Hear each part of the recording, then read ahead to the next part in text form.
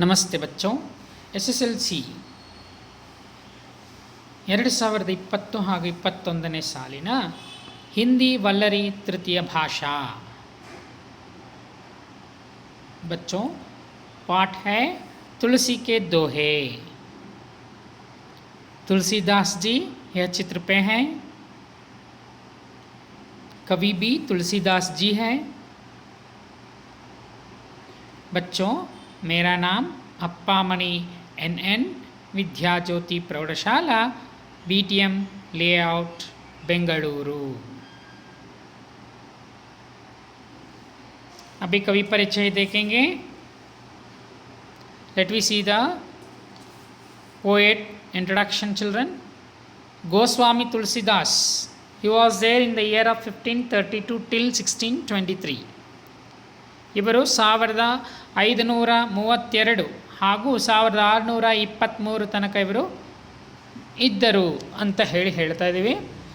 Next, Goswami Tulsidas Hindi साहित्य के भक्ति काल की राम भक्ति शाखा के प्रमुख कवि हैं। गोस्वामी तुलसीदास हिंदी साहित्य इन हिंदी लिटरेचर भक्ति काल के कवि means he is a devotee, is a saint poet also,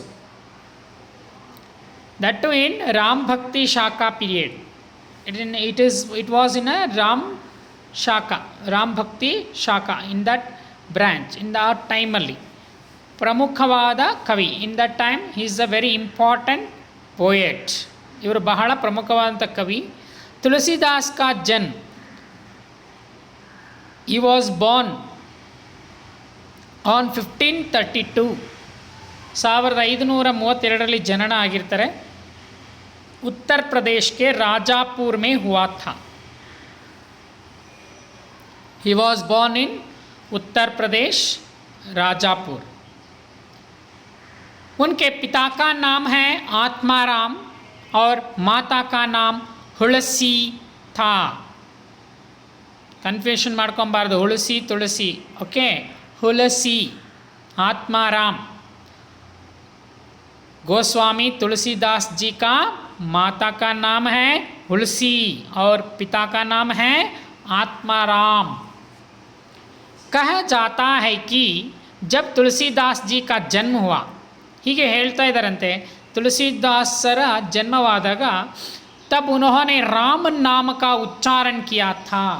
ಇವರು ಶ್ರೀರಾಮ ನಾಮನ ಪದವನ್ನು ಅವರು ಹೇಳಿದ್ರಂತೆ, ಉಚ್ಚಾರಣೆ ಮಾಡಿದ್ರಂತೆ ಮಗುನಲ್ಲಿ। इसलिए उनके बचपन का नाम राम बोला पड़ा। That's why his childhood name it is called as Ram Bola. When he was baby, ಅಂದರೆ जब तुलसीदास जी का जन्म हुआ, after the birth of Tulsidas, तब उन्होंने at the time he pronounced Ram name. That's why his childhood name is called as Ram Bola. Tulsidas भगवान राम के अन्य भक्त थे, अनन्य भक्तर। He is a devotee of Sri Ram. Tulsidas is a devotee of Sri Ram. उनकी प्रमुख रचनाएं हैं, his important compositions, Ramcharitmanas, Vinay Patrika, Gitavali, Dohavali, Kavitavali आदि। These are the composition which is written. ಈ ರಚನೆಗಳನ್ನು ಇವರು ರಚಿಸಿದ್ದಾರೆ। ರಾಮಚರಿತಮಾನಸ, ವಿನಯ ಪತ್ರಿಕಾ, ಗೀತಾವಲಿ, ದೋಹಾವಲಿ, ಕವಿತಾವಲಿ ಆದಿ ಅಂದರೆ ಇನ್ನು ಮುಂತಾದವು। 1623 ಕಾಶಿ ಮೇ ಉನ್ಕಾ ದೇಹಾಂತ ಹುವಾ, ಕಾಶಿಯಲ್ಲಿ ಇವರು ತೀರ್ಕೊಂಡ್ರು ಅಂತ ಮಾಹಿತಿ ನಮಗೆ ನೀಡಿದ್ದಾರೆ। Next, now the poem. इन दोहों के द्वारा बच्चों में अच्छे कर्म करने और नैतिकता से जीवन बिताने का सीख प्राप्त होती हैं। ಅಂದರೆ ಈ ಒಂದು ಕವಿತೆಯ ಮುಖಾಂತರ ಮಕ್ಕಳಾದಂತಹ ನೀವು ಏನು ಕಲಿಬೇಕು ಅಂತ ಹೇಳಿದರೆ, ಕರ್ಮ, ಒಳ್ಳೆ ಕರ್ಮ, ಒಳ್ಳೆ ಕೆಲಸವನ್ನು ಮಾಡಬೇಕು. ಹೌದು ತಾನೇ? ಒಳ್ಳೆ ಕೆಲಸಗಳನ್ನ ಮಾಡಬೇಕು. ಅದ್ರ ಜೊತೆಯಲ್ಲಿ फिर क्या करना, अच्छे काम अच्छे कर्म करने और नैतिकता से जीवन बिताने की सीख प्राप्त कर सकते हैं ಅಲ್ವಾ? ಸೊ ದೋಹೆ ಅಂದರೆ ಏನು? It's an very old verse format of Indian history. It is called couplets. What will called? Couplets. So doha, it is a couplets in English. It's a very old verse format of Indian history. अच्छे कर्म करने और नैतिकता, नैतिकता ಅಂದರೆ moral life. ಒಳ್ಳೆ ಕರ್ಮ ಮಾಡ್ತಾ ಅದರ ಜೊತೆಯಲ್ಲಿ ನೈತಿಕತೆಯಿಂದ ಜೀವನವನ್ನು ಸಾಗಿಸಬೇಕು ಅನ್ನೋದನ್ನು ಈ ಒಂದು ಪದ್ಯದಲ್ಲಿ ನಾವು ಕಲಿತೀವಿ. So we are going to learn how to do the good work and also how to live in a moral life. These are the things we are going to learn. So in that case, our Tulsidas ji is telling, Goswami Tulsidas tells the normal thought is dohas. Okay, so let me go for the poem. I will, according to my voice, I will try to sing. You also try. Okay बच्चों, ध्यान से सुन लो.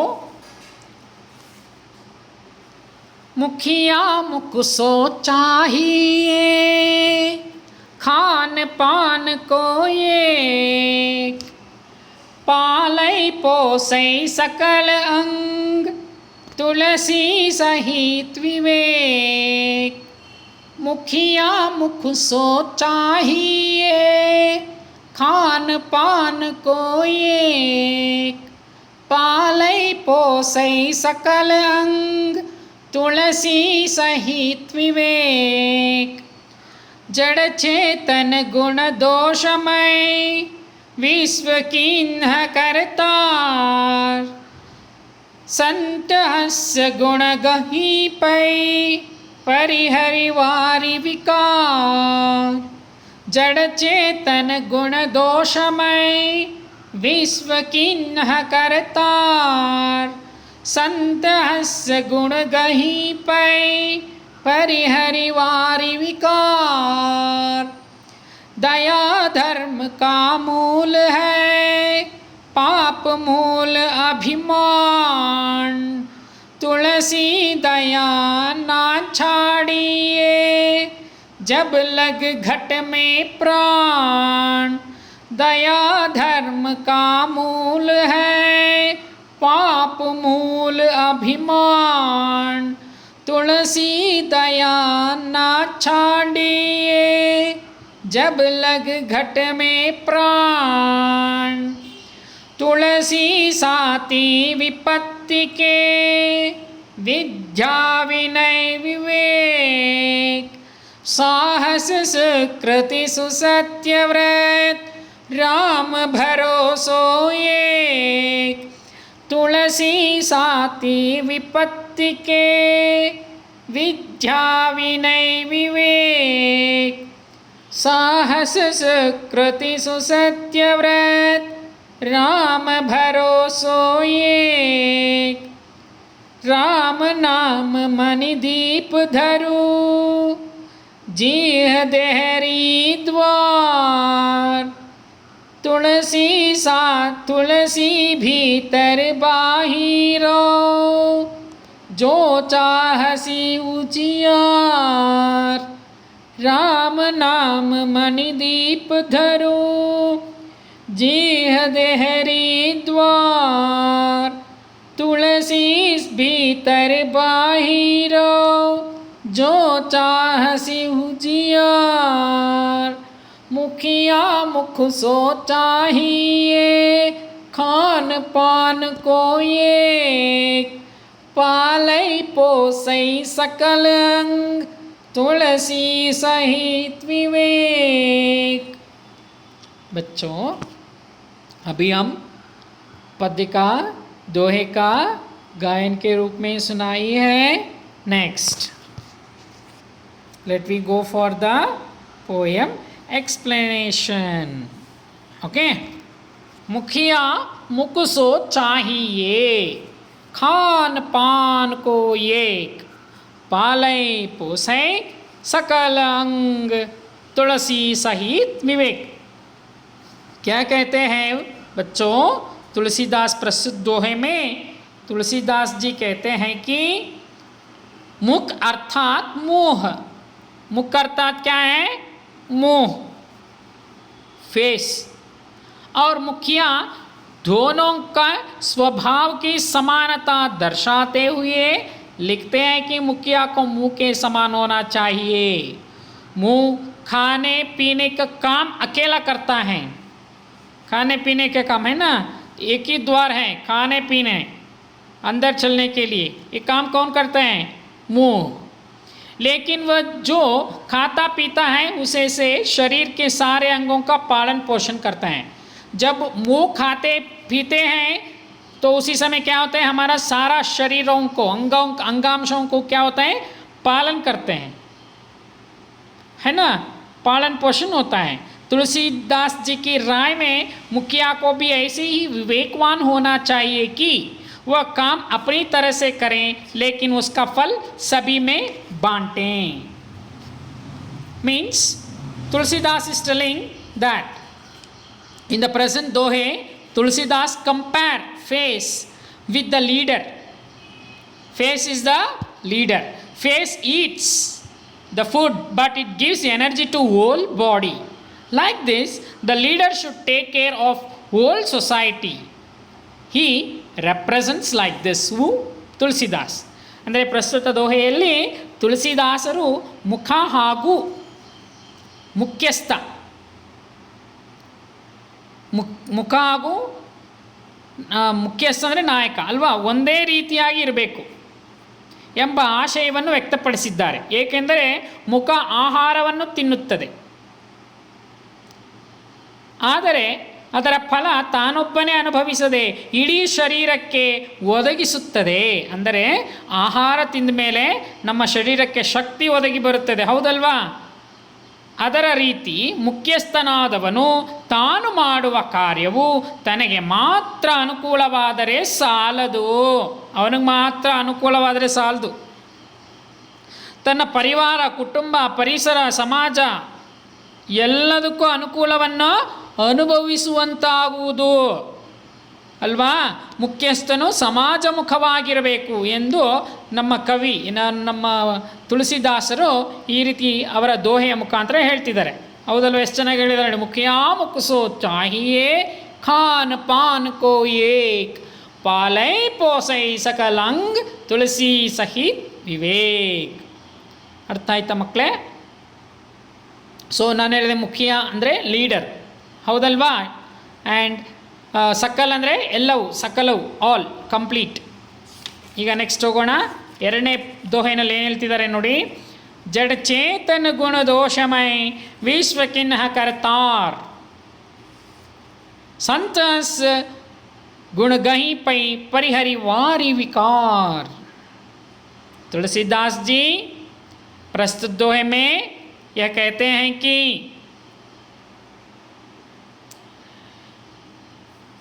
हंस पक्षी के साथ संत की तुलना करते हुए वो उसके स्वभाव का परिचय देते हैं।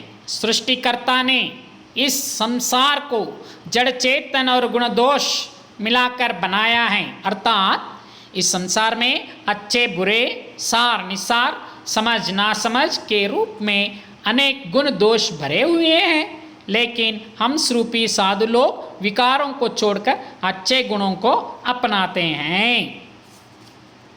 ಅಂದರೆ ತುಳಸಿದಾಸರು ತಮ್ಮ ಈ ಒಂದು ದೋಹೆಯಲ್ಲಿ, ಎರಡನೇ ದೋಹೆಯಲ್ಲಿ ಏನು ಹೇಳ್ತಿದ್ದಾರೆ, ಜಗತ್ತಿನ ಸೃಷ್ಟಿ ಹಾಗೂ ಹಂಸಕ್ಷೀರ ನ್ಯಾಯದ ಮೇಲೆ ಬೆಳಕು ಚೆಲ್ಲುತ್ತಾ ಸಾಧುಗಳು ಒಳ್ಳೆಯ ಗುಣಗಳನ್ನು ಹೊಂದಿರುವ ಜ್ಞಾನಿಗಳು ಎಂಬುದಾಗಿ ಹೇಳುತ್ತಾ, ಭಗವಂತನು ಈ ಪ್ರಪಂಚದಲ್ಲಿ ಜಡಚೇತನ ಗುಣ ದೋಷ ಎಲ್ಲವನ್ನು ಸೃಷ್ಟಿ ಮಾಡಿದ್ದಾನೆ. ಯಾರು? ಬ್ರಹ್ಮದೇವ ಅಲ್ವಾ, ಸೃಷ್ಟಿಕರ್ತ. ಆದರೆ ಸಾಧುಗಳು ಕೇವಲ ಚೇತನಯುಕ್ತ ಒಳ್ಳೆಯ ಗುಣಗಳನ್ನು ಹಂಸ ಕ್ಷೀರದಂತೆ ಸ್ವೀಕರಿಸಿ. ಆದರೆ ಸಾಧುಗಳು ಏನು ಮಾಡ್ತಾರೆ, ಈ ಒಳ್ಳೆಯದು ಕೆಟ್ಟದ್ದು ಎಲ್ಲವೂ ಇದ್ದರೆ ಮಾತ್ರ ಇದ್ದರೆ ಅವ್ರು ಏನನ್ನು ತಗೋತಾರೆ, ಒಳ್ಳೆಯ ಗುಣವನ್ನು ಅದನ್ನು ಮಾತ್ರ ಆಯ್ಕೆ ಮಾಡ್ಕೋತಾರೆ ಅಲ್ವಾ. ಸೊ ಲೈಕ್ ದಟ್, ಈಗ ಹಂಸ ಪಕ್ಷಿ ಹೇಗೆ ನೀರನ್ನು ಬಿಟ್ಟು ಹಾಲನ್ನು ಮಾತ್ರ ಸ್ವೀಕರಿಸದೆ ಹಂಸ ಕ್ಷೀರದಂತೆ ಸ್ವೀಕರಿಸಿ ಜಡಯುಕ್ತ ದೋಷಗಳನ್ನು ಏನು ಮಾಡುತ್ತೆ ಬಿಟ್ಟು ಜ್ಞಾನವನ್ನು ಸಂಪಾದಿಸುವವರು ಯಾರು, ನಮ್ಮ ಈ ಸಾಧುಗಳು. ನಾವು ಇಂತಹ ಜ್ಞಾನಿಗಳು ಸಹವಾಸದಲ್ಲಿದ್ದು ಅವರ ಜ್ಞಾನದ ಲಾಭವನ್ನು ಪಡೆಯಬೇಕಂತ ನಮ್ಮ ಕವಿ ಇಲ್ಲಿ ಹೇಳ್ತಾ ಇರೋದು. ಅಂದರೆ ಹಂಸ ಕ್ಷೀರದ ಉದಾಹರಣೆಯನ್ನು ನೀಡ್ತಾ ಇರೋದು. ಹಂಸವು ನೀರು ಬೆರೆಸಿದ ಹಾಲಿನಲ್ಲಿ ಕೇವಲ ಹಾಲನ್ನು ಮಾತ್ರ ಸ್ವೀಕರಿಸಿ ನೀರನ್ನು ಬಿಟ್ಟು ಬಿಡುತ್ತದೆ. ಅಂತೆಯೇ ಅದೇ ರೀತಿ ಸಾಧುಗಳು ಪ್ರಪಂಚದಲ್ಲಿರುವ ಒಳ್ಳೆಯದನ್ನು ಸ್ವೀಕರಿಸಿ ಕೆಟ್ಟದನ್ನು ಬಿಟ್ಟು ಬಿಡುತ್ತಾರೆ ಅಂತ ಹೇಳ್ತಾ ಇರೋದು ಅಲ್ವಾ. In this dohe Tulsidas gives the example of hamsa ksheera justice. Hamsa ksheera justice. It means swan takes only milk from the mixture of milk and water. Saints are like that only. They take good things from the society and bad things they will leave it off. Alva ಅದನ್ನೇ ಹೇಳ್ದೆ ನೋಡಿ ಇನ್ನೊಮ್ಮೆ. सृष्टिकर्ता ने संसार में क्या दिया गया है, जड़ चेतन और गुण दोष में मिलाकर बनाया है. अर्थात इस संसार में भी अच्छे बुरे, गुड एंड बैड, समझ और ना समझ, knowing and unknowingly, like this kind of गुण दोष भरे हुए feelings, activities, everything is field. लेकिन हंस रूपी साधु लोग विकारों को छोड़कर, but the swan, if we keep water and milk mixture together, it will only observe the milk, it will leave the water. Like this kind of example he is giving, like how we should take good things, we need to take good and bad, it is there in the world, in the society, so we should observe only the good things and leave the bad thing. Okay, idanna ಹೇಳ್ತಾ ಇದ್ದಾರೆ. Next, I told you kartar means God, सृष्टिकर्ता, vishwa world, kin had done, vishwa done. So gaha, that is milk, pai, parihari, vari, vikar, dedicate, vari means water. Next, third para, the third, ಮೂರನೆಯ ದೋಹೆ ಏನು ಹೇಳ್ತಿದ್ದಾರೆ ನೋಡಿ. ಮೂರನೇ ದೋಹೆನಲ್ಲಿ दया धर्म का मूल है, पाप मूल अभिमान, तुलसी दया ना छांडिए, जब लग घट में प्राण. See how he is telling, ಅಲ್ವಾ ಎಷ್ಟು ಚೆನ್ನಾಗಿ ಹೇಳ್ತಿದ್ದಾರೆ. ತುಳಸಿದಾಸ್ ಎಕ್ಸ್ಪ್ಲೇನ್ಸ್ ರಿಲಿಜಿಯನ್ಸ್ ಧರ್ಮ ಆ್ಯಂಡ್ ಆ್ಯಂಟಿ ರಿಲಿಜಿಯಸ್ ಅಧರ್ಮ. Mercy is religious, proud, egotism, care, anti-religious till end of our life. We should do good to others. This thing is given by our Tulsidas to us. ತುಳಸಿದಾಸರು ಧರ್ಮ ಅಧರ್ಮದ ಬಗ್ಗೆ ತಿಳಿಸುತ್ತಾ ಹೀಗೆ ಹೇಳ್ತಾ ಇದ್ದಾರೆ. ದಯೆ ಎನ್ನುವುದೇ ಧರ್ಮ, ಅಭಿಮಾನ ಅಹಂಕಾರ ಎನ್ನುವುದೇ ಪಾಪ. ಆದ್ದರಿಂದ ನಾವು ಎಲ್ಲಿಯವರೆಗೆ ಜೀವಂತವಾಗಿರುವೆವೋ ಅಲ್ಲಿ ತನಕನೂ ನಾವು ಪಾಪಕರ್ಮ ಮಾಡದೆ ಅಹಂಕಾರ ಪಡದೆ ಧರ್ಮದ ಮೂಲವಾಗಿರುವ ದಯೆಯನ್ನು ಪಾಲಿಸಬೇಕು ಅಂತ ಹೇಳ್ತಾ ಇದ್ದಾರೆ. ಯಾರು? ನಮ್ಮ ತುಳಸಿದಾಸರು ಅಲ್ವಾ. ಸೊ ಯಾಕೆ ಸರ್ ಈ ಲಾಸ್ಟ್ ಟೈಮ್ ಹೀಗೆ ಹೇಳಿದ್ರು, ಇವಾಗ ಯಾಕೆ ಹಿಂಗೆ? ಹೌದು, क्योंकि तुलसीदास जी सत्य महात्माओं की बड़ी इज्जत करते थे और उसका कारण भी बताते हैं कि साधु लोग ज्ञानी होती हैं, वे अच्छे गुणों अपनाते हैं. जैसे हम सिर्फ दूध को अपनाते हैं, साथ में जो दुर्गुणों की सृष्टि है उसे छोड़ देते हैं. जैसे हंस पक्षी पानी को तज देता है, प्रस्तुत दोहे में साधुओं को हंस पक्षी के साथ और उनका स्वभाव दूध के साथ दुर्गुणों को पानी के साथ तुलना की गई है. यहाँ जड़ दोष पानी को विकार तथा चेतना, गुण दूध को ज्ञान या अच्छे कार्यों के साथ तुलना किए हैं. जैसे ही यह दया धर्म का मूल है, पाप मूल अभिमान, तुलसी दया ना छाड़िए जब लग गट में प्राण। प्रस्तुत दोहे में तुलसीदास जी कहते हैं कि दया धर्म का मूल है, पाप अभिमान का मूल है। हम अभिमान को छोड़कर दया को अपनाना चाहिए तब तक कि जब तक हमारे शरीर में प्राण रहें। ಮೀನ್ಸ್ ಅಂದರೆ ಈ ಒಂದು ಕವಿತೆಯಲ್ಲಿ ಏನು ಹೇಳ್ತಾರೆ, ದಯೆ ಧರ್ಮ ಕಾ ಮೂಲ, ದಯವೇ ಧರ್ಮದ ಮೂಲವಯ್ಯ, ಅವ್ರ ಅಭಿಮಾನ್ ಪಾಪ್ ಕಾ ಹೈ, ಅಭಿಮಾನ ಎನ್ನುವುದು ಅಹಂಕಾರವೆನ್ನುವುದು ಪಾಪದ ಮೂಲ.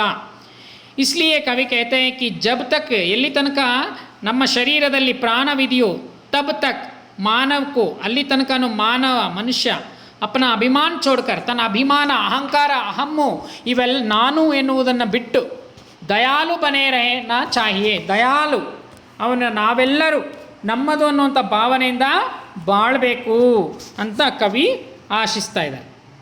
ನೆಕ್ಸ್ಟ್ 4ನೇ ಪದ್ಯದಲ್ಲಿ ಏನು ಹೇಳ್ತೀರ ಅಂತ ನೋಡೋಣ. ಅದಕ್ಕೆ ಮುಂಚೆ ಘಟ್ ಅಂದರೆ ಬಾಡಿ. ನೆಕ್ಸ್ಟ್ ಏನು ಹೇಳ್ತೀರ, ತುಳಸಿ ಸಾತಿ ವಿಪತ್ತಿಕೆ विद्या विनय विवेक साहस सुकृति सुसत्यव्रत राम भरोसा एक। प्रस्तुत दोहे में तुलसीदास जी कह रहे हैं कि मनुष्य पर जब विपत्ति पड़ता है ಅಂದರೆ ಸಂಕಟ ಕಾಲ ಬಂದಾಗ, ಟ್ರಬಲ್ ಪ್ರಾಬ್ಲಮ್ಸ್ ಬಂದಾಗ, ವಿಪತ್ತಿ ಅಂದರೆ ಟ್ರಬಲ್ ಬಂದಾಗ ಅದನ್ನು ಯಾವ ರೀತಿ ನಮಗೆ ಯಾವುದು ಬಂದು ಕಾಪಾಡುತ್ತೆ ಅಂತ ಹೇಳಿದ್ರೆ, ವಿಪತ್ತಿ ಪಡ್ತಿತ್ತು ಅವಾಗ ವಿದ್ಯಾ ವಿನಯ್ ತಥಾ ವಿವೇಕ್, ಅವಾಗ ಯಾರು ಅಣ್ಣ ತಮ್ಮ ಫ್ರೆಂಡು ನಂಟ ಬಂಟ ಯಾರು ಕೂಡ ಬರೋದಿಲ್ಲ. ಅವಾಗ ನಮಗೆ ನಾವು ಕಲ್ತಿರ್ತಕ್ಕಂತಹ ವಿದ್ಯೆ, ನಾಲೆಡ್ಜ್, ವಿನಯ್ ಅಂದರೆ ಕರ್ಟೆಸಿ, ಮತ್ತು ವಿವೇಕ್ ಟ್ರೂ ನಾಲೆಡ್ಜ್, ಸತ್ಯದ ಮಾರ್ಗ, ವಿಸ್ಡಮ್, ಇವೆಲ್ಲವೂ ನಮಗೆ ಸಹಾಯವಾಗುತ್ತೆ ಅಲ್ವಾ. ಸಾಹಸ ಸುಕೃತಿ ಸುಸತ್ಯವರತ್ ರಾಮ ಭರೋಸಾ ಏಕ್ ಅಂದರೆ ಪ್ರಸ್ತುತ ಈ ಒಂದು ದೋಹೆಯಲ್ಲಿ ಏನು ಹೇಳ್ತಿದ್ದಾರೆ ತುಳಸಿದಾಸರು, मनुष्य पर जब विपत्ति पड़ती हैं तब विद्या विनय तथा विवेक ही उसका साथ निभाते हैं. ಕಷ್ಟಕಾಲ ಬಂದಾಗ ಅವನ ಜೊತೆಲಿ ಯಾರ್ಯಾರಿರೋದು, ವಿದ್ಯೆ ವಿನಯ ವಿವೇಕ, ಇವು ಮೂರು ಅವನ ಜೊತೆಲಿ ನಿಭಾಯಿಸೋದಕ್ಕೆ ಸಹಕಾರಿಯಾಗಿರುತ್ತೆ. ಜೋ ರಾಮ್ ಪರ್ ಭರೋಸಾ ಕರ್ತಾ ಹೈ, ಯಾರು ರಾಮನಲ್ಲಿ ವಿಶ್ವಾಸ ನಂಬಿಕೆ ಇಡ್ತಾರೋ ಅವನು ಏನಾಗ್ತಾನೆ, वो साहसी सत्यव्रत और ಸುಕೃತವಾನ್ बनता है ಅಂತ ನಮ್ಮ ಕವಿ ಹೇಳ್ತಾ ಇದ್ದಾರೆ. Means in English what they telling means, see children, in the difficulties our education politeness and knowledge comes to our rescue. For this we should keep trust in God. So ಇದೆಲ್ಲ ನಮಗೆ ಬೇಕಂದರೆ ನಾವೇನು ಮಾಡಬೇಕು, ದೇವನಲ್ಲಿ ನಂಬಿಕೆ ಇಡಬೇಕು. Then only we get good thoughts to do better things. ಅವಾಗ ತಾನು ದೇವ್ರ ನಂಬಿಕೆ ಇಟ್ಟಾಗ ನಮಗೆ ಒಳ್ಳೆಯ ಬುದ್ಧಿ ಬರುತ್ತೆ.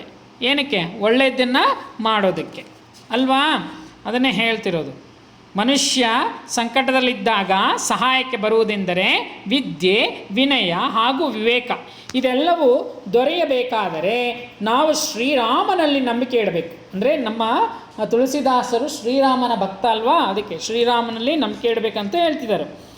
ಅವನನ್ನು ನಂಬುವುದರಿಂದ, ಇಫ್ ವಿ ಬಿಲೀವ್, ನಮಗೆ ಸಾಹಸತನ, ಸತ್ಯವೃತ್ತರಾಗಿರುವುದು ಹಾಗೂ ಒಳ್ಳೆಯ ಕಾರ್ಯ ಮಾಡುವ ಪ್ರೇರಣೆ ಸಿಗುತ್ತದೆ ಎಂಬುದನ್ನು ನಮ್ಮ ತುಳಸಿದಾಸರು ಈ ರೀತಿ ನುಡಿದಿದ್ದಾರೆ, ಅಂದರೆ ಹೇಳಿದ್ದಾರೆ. ಅರ್ಥವಾಯ್ತಾ ಮಕ್ಕಳೇ? ನೆಕ್ಸ್ಟ್ 5ನೇ ದೋಹೆ. राम नाम मणिदीप दरु जीह देहरी द्वार तुलसी भीतर बाहिरो जो चासी उजियार. प्रस्तुत दोहे के द्वारा तुलसीदास जी कहते हैं कि जिस तरह देहरी पर क्या दिया रखने से घर के भीतर तथा आंगन में प्रकाश फैलता है, उसी तरह राम नाम जपने से मानव की आंतरिक और बाह्य शुद्धि होती है. जी ಅಂತ ಹೇಳಿದ್ರೆ ನಾಲಿಗೆ, ಟಂಗ್. ದೆಹರಿ ದ್ವಾರ ಅಂದರೆ doorsill. Okay, so the poet is telling like this. Tulsidas explains the importance of Ramanama. It is like a lamp lighted on the threshold gives light to outside and inside the house. Bahir, bhitar or bahir. Inside and outside the house.